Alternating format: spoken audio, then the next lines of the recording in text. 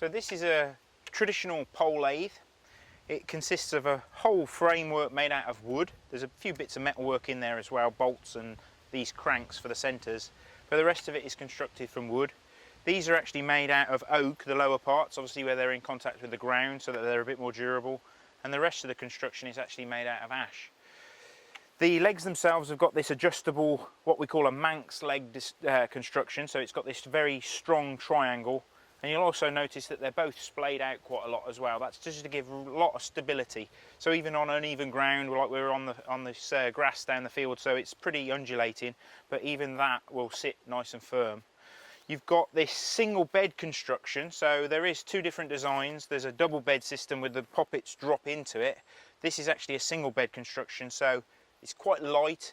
It's very good for transporting around for shows and things like that, because the poppets themselves actually stay fixed onto the bed of the lathe. I've actually got this set up with wing nuts, so I don't even need a spanner. I can pretty much take it down and it will fit in the back of the Land Rover, no problem. The poppets themselves have got a simple wooden wedge to hold them in place, and they're pretty much fully adjustable. This has only got a relatively short bed, so we are slightly limited to how long a piece of timber we can turn between the centres. But to be honest, over sort of 36 inches, you'll probably find that a single bed lathe will actually start to flex anyway. So that's pretty much the construction of the lathe itself. We've got a very simple tool rest that we rest our chisels and our hands onto. We've got this adjustable crank end that will take up any slack, so we can fit in various lengths of pieces of timber. We've got some very simple little wooden wedges that work to hold the tool rest away. And the major thing that I like on mine is to put a pin through so that the tool rest stays fixed and it won't keep moving around, especially if you're going to be marking out detail for sets of legs and things like that. Some simple rubber bands keep the tool rest slightly spring loaded as well, so they keep these adjustable rests in place. That works really well. The one addition that I've got on here is a simple hole that I've drilled in there, which is my oil well. So we will use oil for lubricating the centres to stop our piece of wood squeaking when it's mounted. So I've got a simple little oil well there which works really nicely. The whole package itself will flat pack really nice.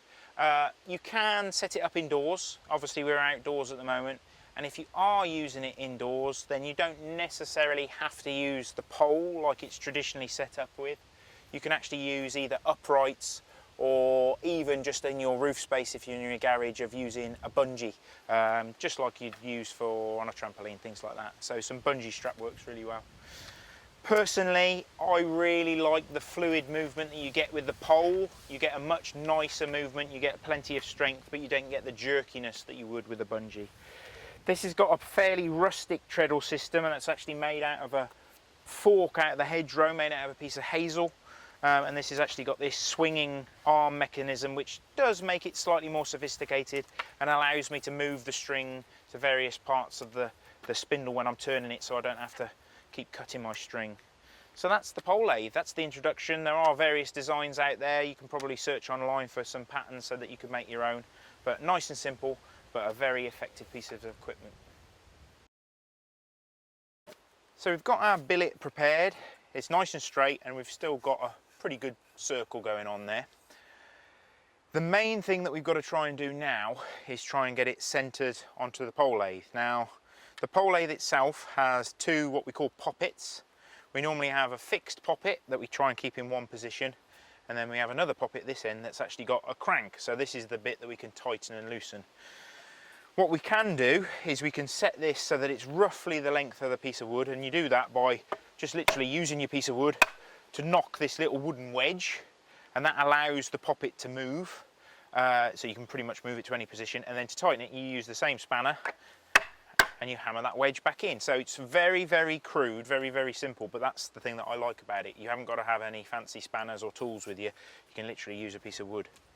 So what we want to try and do is use one of these ends as a bit of a bradawl, and we're going to guesstimate the centre of our piece of wood.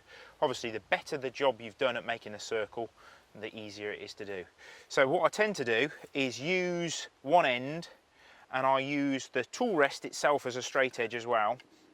And what I tend to do is I look straight down and above, and I aim to get the middle of the wood, and then use that that poppet as a bit of a crude centre. And then I turn it 90 degrees and I check to see if I'm still in the middle. And if I'm not, I can just move that over a little bit and find the centre. It might take a few attempts, a few guesses, but with experience, you'll get your eye in. And what I've also got on this pole lathe, and they're tied on so that I don't lose them in the shavings, is these little adjustable little steps that hold the tool rest away. And I actually spring load my tool rest with some rubber bands, and that really helps. So we just move that a bit further away to make it a little bit easier. And I just literally waggle the centre into the end of the wood, and it's put a dot, a recess in there. And I can do the same on the other end. You can use a separate tool, like a little gimlet or something like that, to make a depression, but I find that this works a treat, really. And it's entirely up to you. If you're happy and you're confident that you've got the position right, you can just go straight for it. If you're learning, I would say the easiest thing to do is just put a little bit of oil on those centres, fit the one end, and then using the crank end to just take off any excess so that you can get your piece of wood in there. Then just gently tighten it up and then do half a turn backwards. And then what you can do is you can actually give it a spin. And I'm using the tool rest again as my sort of straight edge so that I can sight it. And I'm looking to see if it's spinning unevenly. It's a little bit high at this point, so I literally just get my hand and I just give it a very gentle tap down and give it another tighten and see if that's taken any of that wiggle out of it. That looks pretty good to me. So once you're happy, make sure you make that hole, that centre, very obvious. And I'd normally at that stage put a little bit more oil on there. Now the oil you can use anything. You can use engine oil, you can use chainsaw oil, you can use beeswax, you can use even soap. We've got a little oil well that we've just got vegetable oil in there. The nice thing about using vegetable oil, it's totally sort of biodegradable. And if you're using the oil as a finish, when you've finished your product, if you're making rolling pins and things like that, it's obviously food safe as well. So the next thing we need to do is we need to hook it up to the power source. Now the power source of a pole lathe is literally a pole, a bent pole if you're outdoors. This is actually a piece of ash, so this has got a real nice flexibility to it. It doesn't want to be too floppy. Some people say, oh, willow's very flexible, but willow can be a bit too floppy. You need something that's got a bit of boing to it, a bit of bounce, because what it's got to do is it's got to spin our piece of wood and also lift our treadle up to the highest point. So effectively it's going to return our treadle to the top so that we can then push down and make it spin again. The important thing to do is you can actually get this to run in the wrong direction.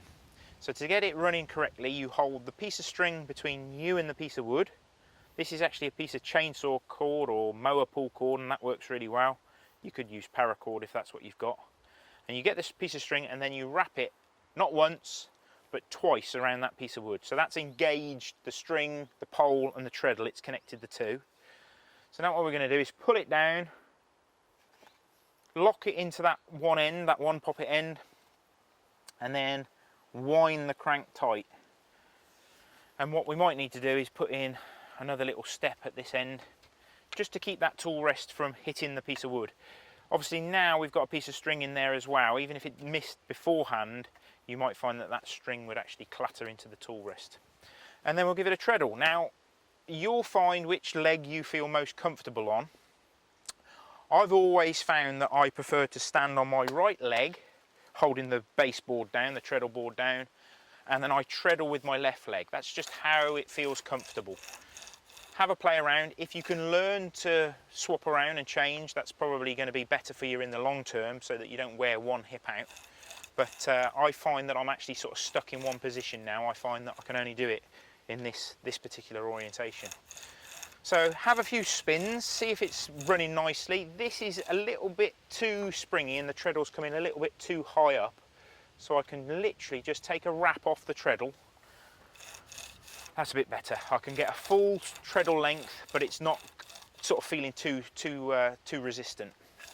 And once you're happy that it's spinning correctly, we can engage the first chisel. Now the first chisel that we're going to use to smooth up this undulated sort of draw knife finish is the roughing out gouge. So it's a carving gouge. It's particularly sort of flat in section, so it's not too much of a D. It's almost like a flattened C in shape. And the handles on our pole lathe chisels are quite short compared to power lathe chisels. That's because we don't need anywhere near as much leverage.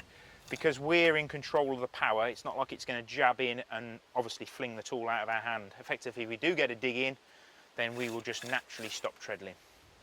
Now, the angle on these is ground, again, much finer than on a power lathe tool. Rather than it being quite obtuse, we've got a really nice fine sort of 30-degree angle on there, and we need to match that onto our tool rest. So we're going to be holding the chisel at a comfortable angle like that. We wrap our hand around the non-sharp part of the metal, and we're going to use the little finger here as effectively like a little depth stop on that tool rest. So you can change your grip until you find that that just kisses the wood.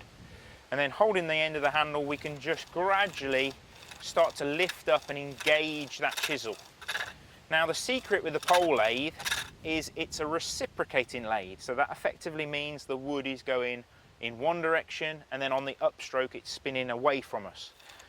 So it's going back and forth effectively, and we can only cut on the downstroke. So you've got to sort of get into the whole rhythm of it, a bit like sort of patting your head and rubbing your stomach and standing on one leg at the same time. We've got to learn to engage the chisel when our leg goes down.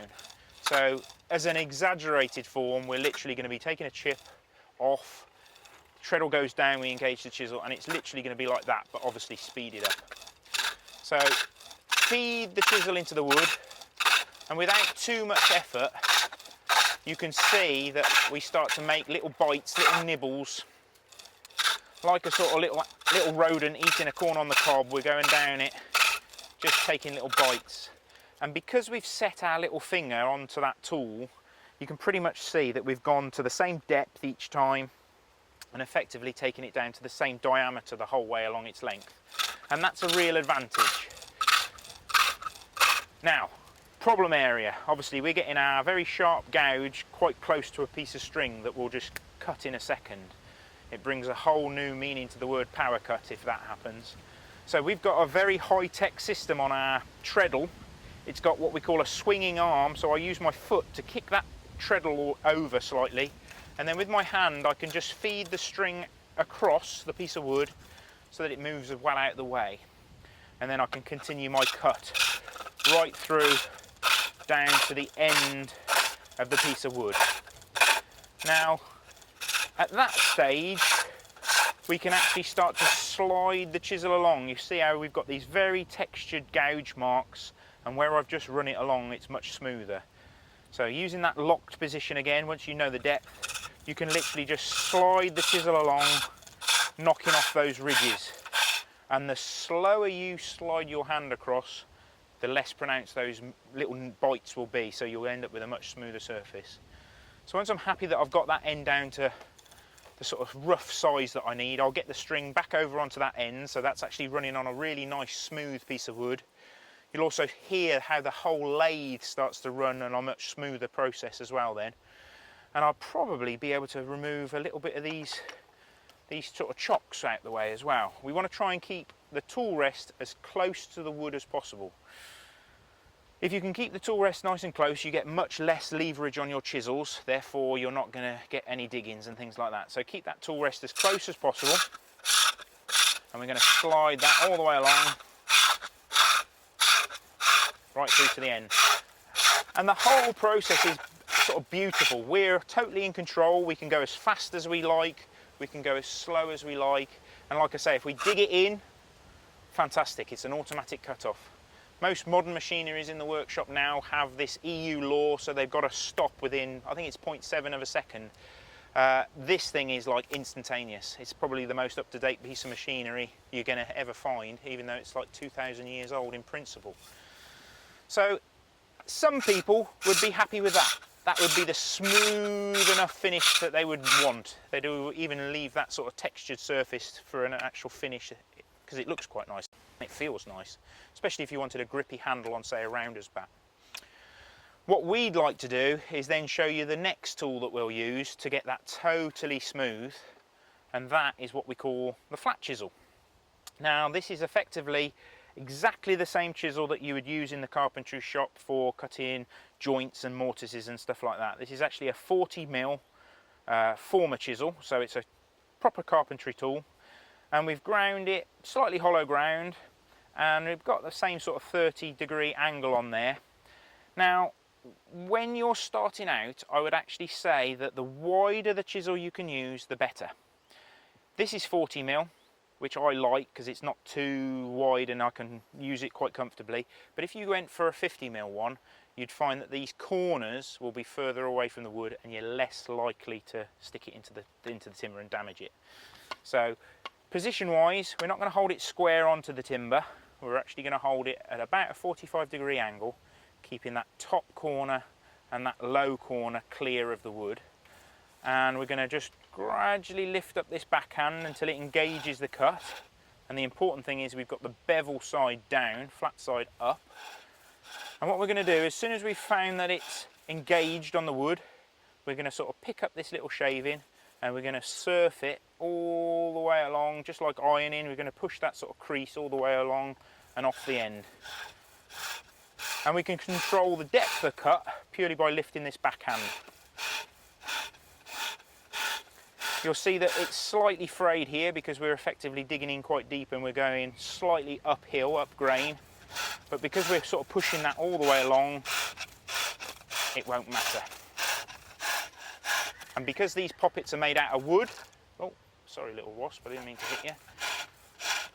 We can just jab the chisel into there and it won't blunt our chisel. So if this was like a modern mechanical lathe with metal ends, you'd have to be careful you didn't hit your chisel in there. So we're just going to continue that cut again, all the way down. And same scenario, we're going to kick that treadle over, move that string out the way. Now, we thought it'd be fun to show you how to make a chair leg. It will pretty much involve all the chisels. And obviously, the pole lathe really came into its own with the Bodgers up in the woods in the Chilterns, who would be making thousands of chair legs from the beech trees for all the chair factories. So the pole lathe and chair legs are almost sort of hand in hand really. So what I'm using the flat chisel just to create a slight taper. This is going to be the tenon end of our leg. So I've created this slight taper down. We can kick the string over and out the way. We can certainly remove our last little chock from behind the tool rest. And we'll just slightly tighten up that crank. You'll find that after a few spins, the metal centres will actually start to sit in further into the wood. So check that that stays nice and tight. If you start to hear this sort of rumble after a while, it means your centres are coming slightly loose. So that's pretty good. What I've got on here is some very simple little pencil marks that indicate where the pattern is going to start for our chair leg. And to create the pattern, we're going to use what we call a skew chisel. This is probably the most complicated of the chisels to use. It is double beveled, creating sort of like wedge shape, like a triangle, and the actual tip of the tool is ground at an angle as well. And what that allows us to do is use what we call the long tip for the detail, for cutting in grooves, feathering fibres and marking out where things are going to go. And then we use the short corner, the lower corner, and sort of the main section of the actual flat edge of the tool to actually round things and make things so nice and smooth. So when we use the skew chisel to mark out patterning, it's very important that we hold it really secure, dead flat onto our tool rest, and I'm lining it up with my first pencil mark, and I'm going to go straight in. I'm not waggling it side to side, and I'm certainly not twisting those bevels into contact with the wood. If you do that, if you twist the chisel, you'll find that it'll dig in and you'll end up with this beautiful spiral that goes down your wood. It might look pretty, but it's not exactly what you're aiming for. So feather the fibres. Now I'm going to do a traditional 3-beaded design. This is very typical on lots of sort of furniture that you'll see in sort of country pubs and things like that. So there's my 3 sort of beads marked at that end. And traditionally there'd be a little bead down here as well. So you'll notice that I push in when my foot goes down and then I withdraw the tool slightly on the upstroke. We don't just leave it stuck in that gap the whole time, because you'll find that it will catch, just like it did there slightly, and bind and pull your tool out the way. So that's the fibres sethered. Now what we do to create a bead is we use that short corner, and the important thing is we're going to aim for the very centre of our bead and not remove any material, and then we're just going to roll it round the corner. So effectively this part of the tool stays dead flat onto the tool rest, and I'm going to be twisting my wrist here, twisting it like a throttle, twisting it round and down into that gap. So let's give it a try. So plenty of speed. People get scared of this tool, so they start treadling very, very slowly, and it's very important that you keep up the RPM, just like so. Roll it down into that crest, and then we'll flip it over. So that was the right hand side. We're going to do the left hand side. So start in that middle section, down into that gap.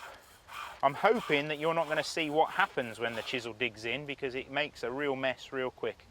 So effectively we've sethered the fibres with the long corner, and we've rounded the rest of it with the short corner of the skew chisel. So one tool to do what you would think is almost impossible to create with a straight tool, something that's very round. So what we'll do, we've got 3 to practice on this end. So we'll start with this one, and we'll roll it down into that hole. Now efficiency, I tend to do all those right hand cuts first.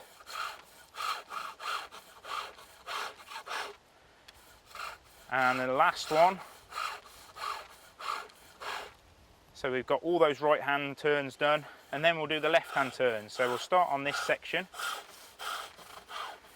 down into that dip. And if you find that you're left with a few little feathers at the bottom, it just means that you need to just go carefully in with the tip and just clean up that little bit of fluffiness. And you'll notice that I never work from the bottom up. I'm always working from the high point down. So you're working with the grain direction. If you try and work from the bottom up, you'll find that you have nothing but trouble.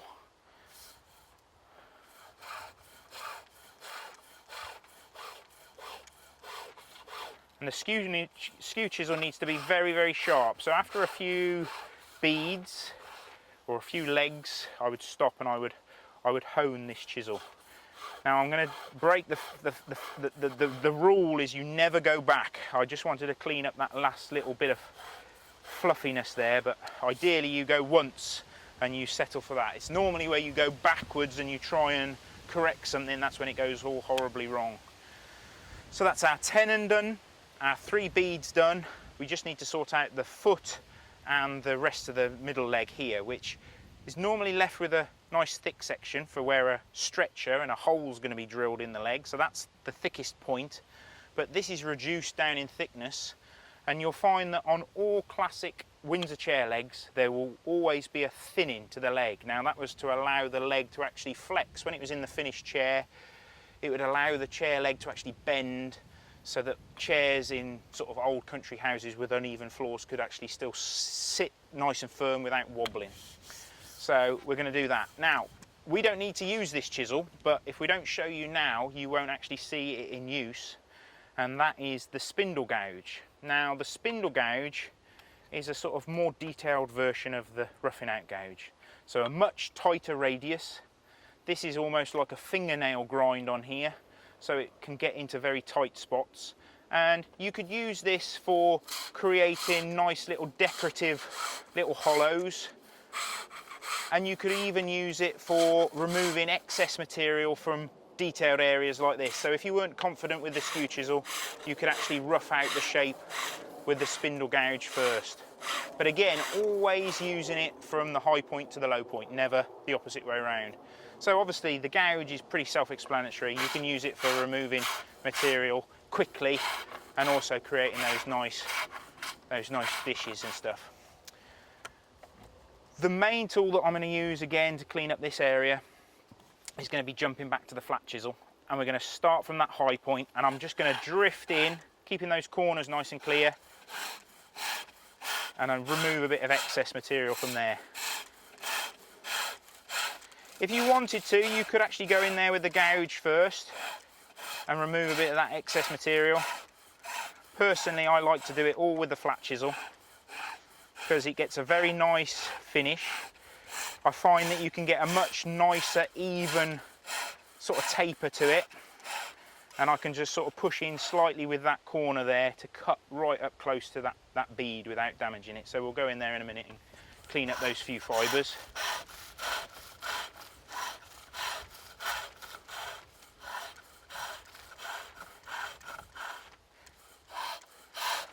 And then we'll work right off that end again. So you can see the beauty of these short handles. I can turn the chisels very quickly. They don't get caught on my body. It just works really nicely. And like I say, if they do dig in, you just naturally stop treadling. So there's no fear of needing that extra control or leverage. So those few little fibres, we'll go in there with the tip of the skew chisel again and just clean those up. Just like so. And that is looking pretty much like a chair leg. Now this is very green at the moment, so we would have left that 10 and over size so that when it's fully dry we'll put it back on the lathe and we'll turn a very accurate round joint. But for the time being, that's ready to take off the lathe and dry. Just before we take it off, to get an even nicer finish on the wet wood, the green wood, we can actually use some of the shavings that have come off the wood and landed on the floor. Make sure you haven't got any grass in there, and you can just hold that onto the wood, and the heat and the friction is going to build up and it's going to bring all the natural oils out of the wood and put a really nice finish on there. To try and compensate my legs, one getting bigger than the other, I actually use my right leg now, and I hold that onto the wood. If you're working out in the woods in the winter, this is quite a nice job to do because it warms your hands up. But a few passes like that and it puts a really nice glossy finish on there. Just like so.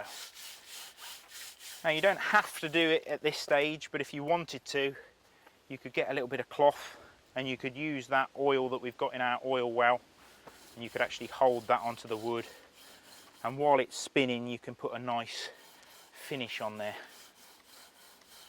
Just like so. Move that string along a little bit. And that's it really, that is a chair leg. So you can see with very simple tools, well 4 chisels, well actually we only use 3 chisels to actually create this shape, and a little bit of muscle power, and you can create something from effectively firewood into something that's a perfectly functional chair leg. So there you go, a typical 3 bead pattern Windsor chair leg out of a bit of sweet chestnut. So hopefully that will give you a lot of help in how to get the lathe up and running and how to get the best from those 4 chisels. So we'll show you how to do some more projects with the pole lathe soon. Thanks a lot.